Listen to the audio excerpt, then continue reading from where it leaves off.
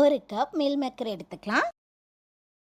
Hot வாட்டரில் அரை மணி நேரம் ஊற வச்சுக்கோங்க.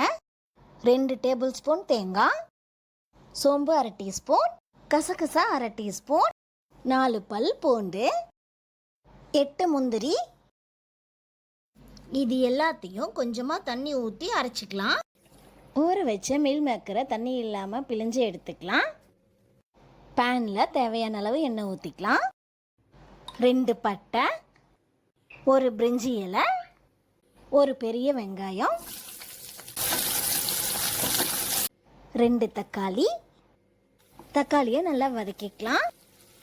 பண்ணி வச்சுருக்க மீல் மேக்கரை போட்டுக்கலாம். 2 டீஸ்பூன் மிளகாத்தூள், 1 டேபிள் ஸ்பூன் தனியாத்தூள், அரை டீஸ்பூன் சோம்புத்தூள், அரை டீஸ்பூன் ஜீரகத்தூள், கொஞ்சமாக மஞ்சத்தூள் சேர்த்திக்கலாம். இது எல்லாத்தையும் வதக்கிக்கலாம். தேவையான அளவு தண்ணி ஊற்றிக்கலாம். உப்பு சேர்த்தி மீல் மேக்கரை வேக வச்சுக்கலாம்.